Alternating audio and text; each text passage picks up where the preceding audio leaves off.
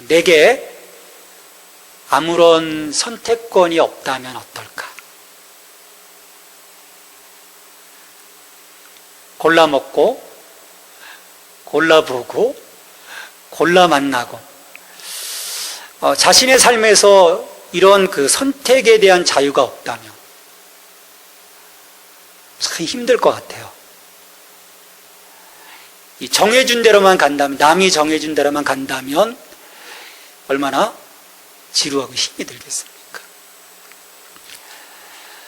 나아가 우리의 궁극적 운명에 대해서 우리가 선택할 수 없다면, 나는 정해진 이 운명의 코스대로만 가야 된다면 어떨까? 운명론자들도 그런 절대 운명론자들은 또 그렇게 생각을 하죠. 다 정해져 있어. 아무리 네가 벌거등 쳐도 소용없어. 극단적 예정론자들도 또 그렇게 하나님의 예정론을 이야기를 합니다. 근데 실은 이 실존적 휴머니즘의 측면에서 보면 있을 수 없는 일이죠. 인간의 그 자유와 선택을 통해서 인간 자신의 그 모습을 끊임없이 만들어가고 있다고 생각하기 때문입니다. 여러분들도 아시는 그 철학자 사르트르는 그 말을 했죠. 실존은 본질에 앞선다.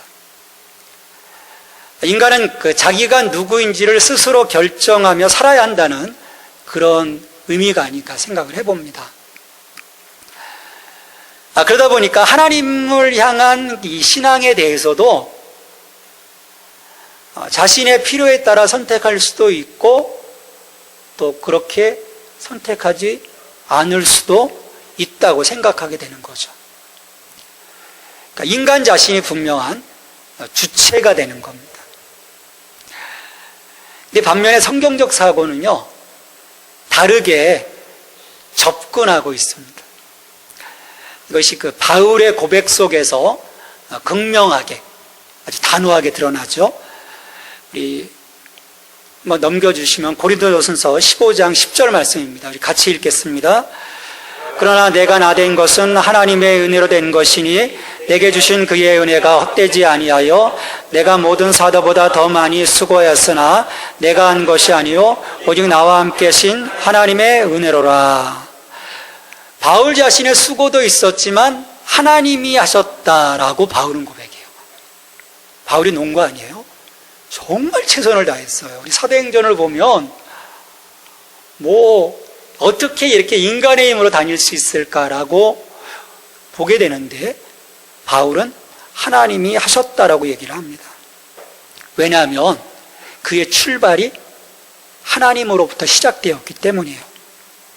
사도행전 9장 15절 말씀 같이 읽습니다. 주께서 이르시되 가라, 이 사람은 내 이름을 이방인과 임금들과 펠레스인들에게 전하기 위하여 택한 나의 그릇이라.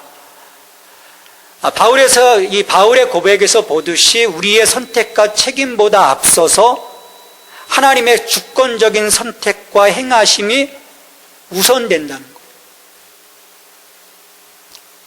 우리의 선택, 우리의 책임도 있지만 하나님의 선택하심이 우선되는 거죠.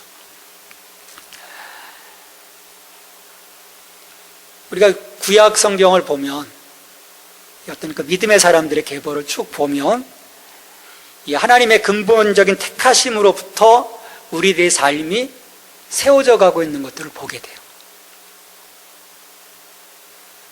굉장한 믿음의 사람들이지만 그들의 그 출발점은 하나님의 택하심으로부터 시작이 돼요. 믿음의 조상인 그 아브라함 같은 경우도 창세기 12장 1절에서 하나님 부르시잖아요. 12장 1절에 보면 여호와께서 아브라함에게 이르시되 너는 너의 고향과 친척과 아버지의 집을 떠나 내가 내게 보여줄 땅으로 가라. 이 말씀을 듣고 아브라함이 순종해서 이제 가나안 땅으로 가게 되는 거죠. 하나님이 아브라함을 택하신 거예요. 여러분, 모세도 마찬가지입니다.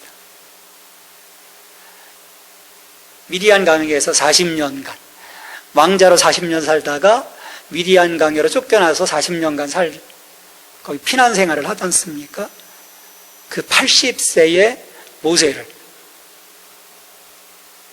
불붙은 떨기나무 한가운데에서 임재하셔서 이제 모세를 부르시죠. 우리 출애굽기의 3장 10절 말씀 우리 함께 읽습니다. 이제 내가 너를 바로에게 보내어 너에게 내 백성 이스라엘 자손을 애굽에서 인도하여 내게 하리라. 내가 너를 보낸다라고 말씀하시는 거예요. 내가 너를 보낸다. 여호수아도, 모세에 이어서 여호수아도 하나님이 택하시죠. 우리 민수기 27장 18절 말씀입니다. 같이 읽습니다. 여호와께서 모세에게 이르시되 눈의 아들 여호수아는 그 안에 영에 머무는 자니 너는 데려다가 그에게 안수하고. 하나님이 그를 주목하셔서 그를 세워주셨어요. 이스라엘의 언약의 왕이죠. 다윗도 마찬가지입니다. 우리 사무엘상 18장 12절 같이 읽습니다. 이에 사람을 보내어 그를 데려오매 그의 빛이 붉고 눈이 빼어나고 얼굴이 아름답더라. 여호와께서 이르시되 이가 그니 일어나 기름을 부으라 하시는지라. 다른 형제들 다 데려왔는데요, 아니라고 하셨어요. 키도 좋고 키도 크고 얼굴도 잘생겼고 얘네들은 아니다. 하나님 외모로 택하지 않으시고요, 그 중심을 보시는 거죠. 다윗을 택하세요. 자, 오늘 본문은요, 이 흐름 속에서 제자들에게 그 하나님의 그 택하심의 주권, 우리 예수님의 택하심의 주권에 대해서 분명하게 말씀하시는 거예요.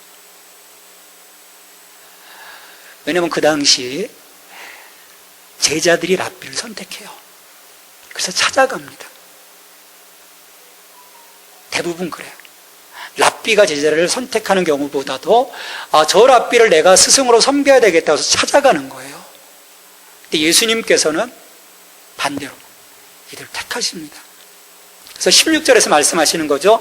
너희가 나를 택한 것이 아니요 내가 너희를 택하여 세웠나니. 너희를 택한 거 아니야. 내가 너희를 택해서 세웠다라 말씀하세요. 그러니까 주님이 어느 날 그들의 인생 가운데 불쑥 나타나셔서 물고기 잡고 있던, 사람들한테서 세금 걷고 있던 그 다양한 삶의 자리에서 그들을 불러내신 거예요. 그러니까 주님의 마음속에 먼저 그들을 향한 택하심이 있으셨던 거죠. 자원된 것이 아니에요. 그래서 마가복음 3장 13절에 보면 또 산에 오르사 자기가 원하는 자들을 부르시니, 자기가 원하는 자들을 예수님이 부르신 거예요. 이에 제자들이 나온지라 말씀을 합니다. 그러게 오늘 우리가 하나님을 택하고 예수님을 택한 것이 아니라는 거예요.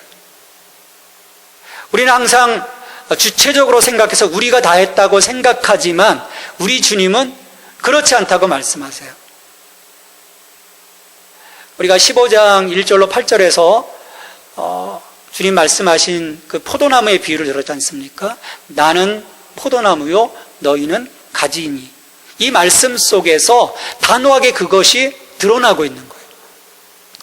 여러분, 가지가 포도나무를 선택할 수가 없습니다. 왜냐하면 포도나무에서 가지가 생성되는 것이지 결코 가지로부터 포도나무가 나오는 것이 아니기 때문이에요.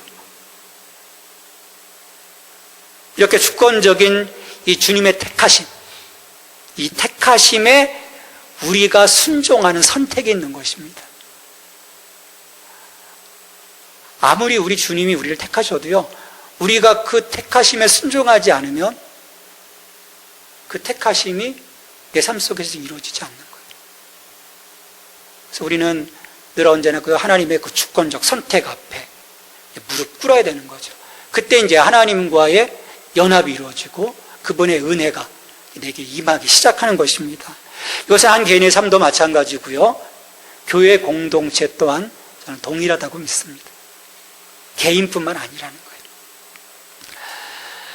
거예요. 교회를 개척할 때 어떤 이들은 자기가 개척했다고 합니다. 그래서 왕처럼 군림하는 경우도 있어요. 내가 한 거야. 내가 여기에 모든 걸 다 쏟아부었어. 근데 저는 단호하게 하나님이 우리 예수 생명교회를 택하시고 하나님이 세워주셨다고 믿어요. 하나님이 시작하셨어요. 그러기에 주님이 택하셨고 주님이 시작하셨기 때문에 이 교회의 결과에 대한 전혀 저는 불안함이 없어요. 두려움이 없어요. 아무리 작아도, 힘이 없어도, 이렇게 유랑하는 것처럼 보여도, 저는 이 흐름 자체가 주님이 잡고 가시는 거기 때문에, 분명히 주님의 목적이 있겠지. 그리고 주님이 책임져 줄 것에 대한 기대가 있기 때문에 걱정하지 않습니다. 그렇다면 하나님께서 우리를 왜 택하셨을까? 왜 한 사람 한 사람을 제자로 부르셨을까? 우리를 왜 택하셨을까요? 우리 예수생명교회를 왜 선택하셨을까요? 오늘 예수님께서는 두 가지를 말씀을 하세요. 다양한 것도 있겠지만 여기 이제 두 가지가 초점을 맞추고 있는데, 첫째가 제자들로 가서 열매 맺게 하려 하심이라고 말씀합니다. 열매를 맺게 하려 하심이라. 너희로 가서 열매를 맺게 하려고. 열매를 맺게 하게 하려고. 한 개인의 삶에서뿐만 아니라 교회의 부르심, 택하심에도 열매에 대한 기대를 우리 주님은 갖고 계시는 것입니다. 열매에 대한 기대. 삶에서 이 제자다움에 대한 열매들이 맺혀지기를 원하는 거죠. 그래서 우리 주님은 그 옥토에 그 말씀이 뿌려졌을 때 결실이 어떻게 맺힌다고요? 30배, 60배, 100배의 결실에 대한 기대를 갖는 거예요. 여러분, 제자다움의 열매가 뭡니까? 구체적으로 얘기할 수도 있겠지만 전체적으로 이야기하면 거룩함의 열매고요, 정결함의 열매고요, 세상과 구별됨의 열매입니다. 그러니까 성령의 열매를 통한 생명의 열매인 거예요. 그러니까 세상 공동체와는 다른 분명한 열매, 결실이 우리 가운데 보여져야 되는 거예요. 왜냐하면 열매가 없으면 우리들의 어떤 그 소명과 어떤 그 생활 속에서의 열매가 없다면 우리의 정체성이 안 드러나지 않습니까? 늘 이렇게 뭔가 하는 것 같은데 어떤 열매가 없던 저 사람들은 뭘까라고 생각하게 되는 거예요. 근데 우리 안에 참 하나님의 백성다움, 그리스도인다움. 근데 세상 사람들이 그걸 알아요. 자, 그리스도인이라고 최초로 불려진 곳이 여러분 어딘지 아십니까? 우리 초대교회에서? 네? 그쵸. 안디옥교회. 그 사도행전 11장 26절에 보면 제자들이 안디옥에서 비로소 그리스도인이라 일컬음을 받게 되었더라 얘기해요.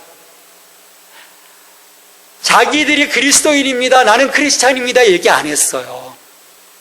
안디옥이라고 하는 그 동네에서 이 교회 공동체가 이제 모여서 예배를 드리고 그들의 삶 속에서 어떤 그 결실들이 나오기 시작하니까 사람들이 보면서 야, 쟤네들은 그리스도인이야, 그리스도에게 속한 자라고 인정해 준 거예요.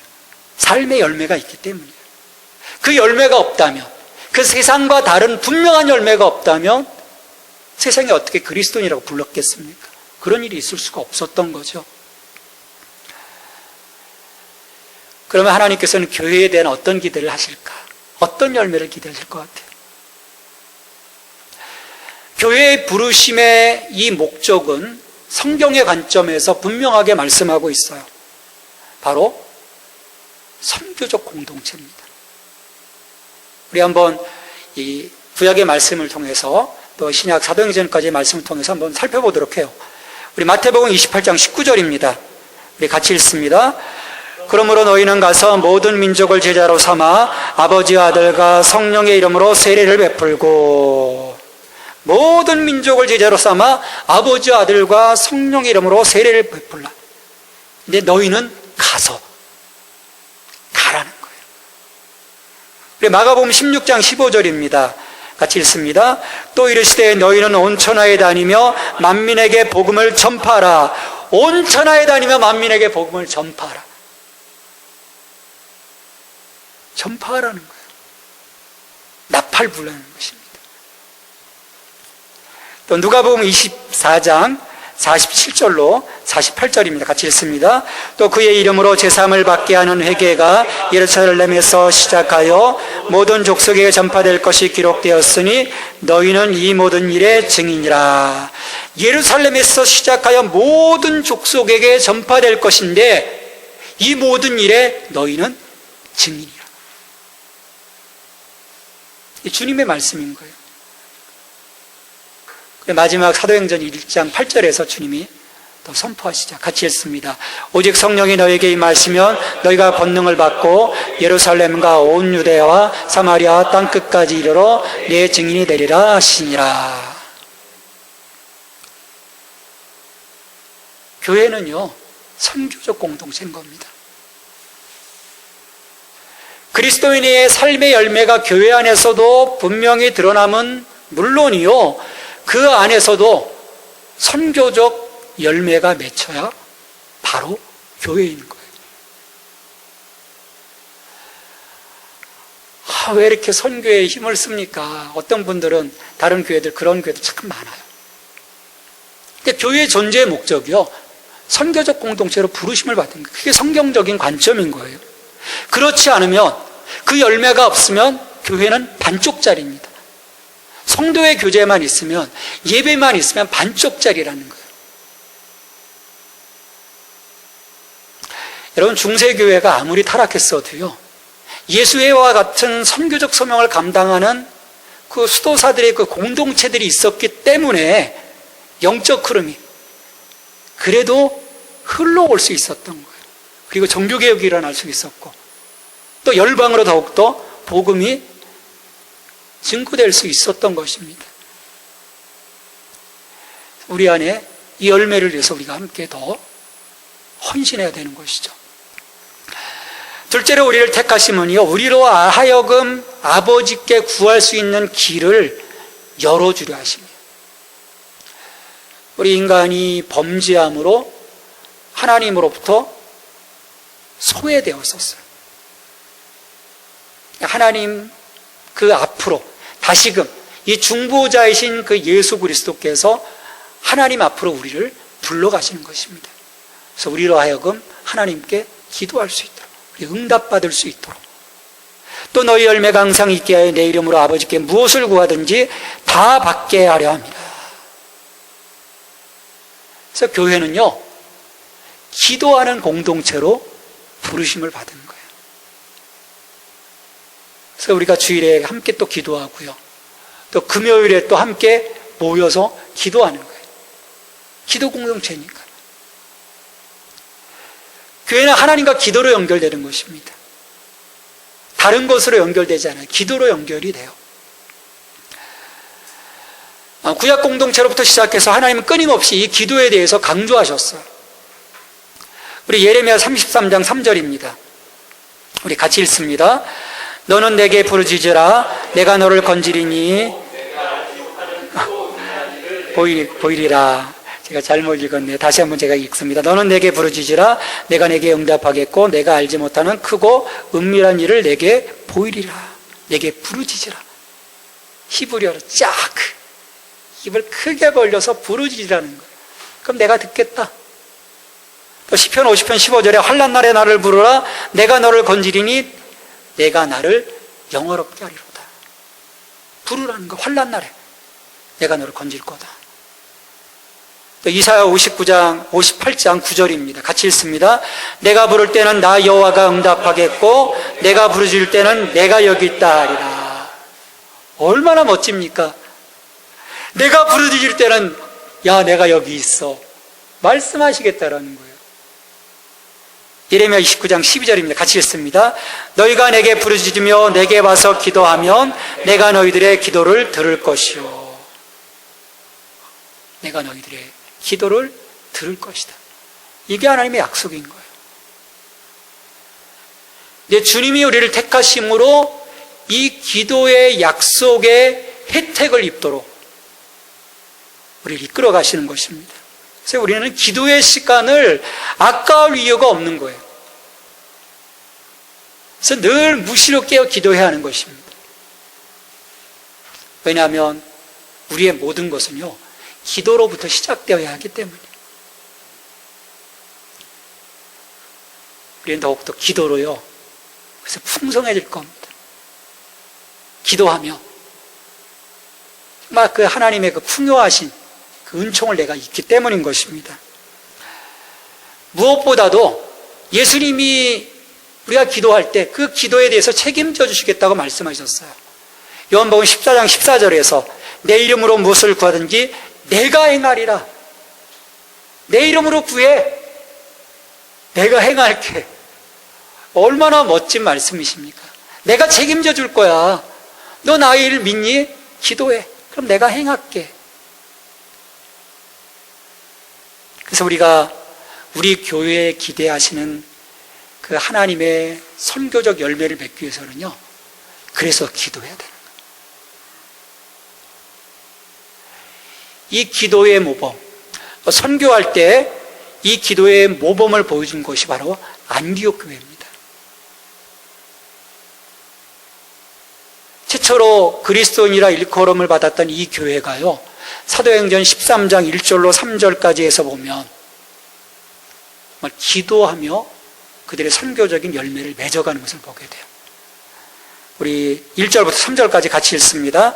안디옥 교회에 선지자들과 교사들이 있으니 곧 바나바 니게르라 하는 시므온과 구레네 사람 루기오와 분봉왕 헤롯의 젖동생 마나엔과 및 사울이라. 주를 섬겨 금식할 때 성령이 이르시되 내가 불러 시키는 일을 위하여 바나바 사울을 따로 세우라 하시니 이에 금식하며 기도하고 두 사람에게 안수하여 보내니라.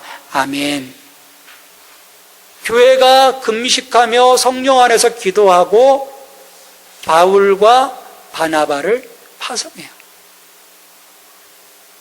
그래서 1차 선교가 진행이 됩니다.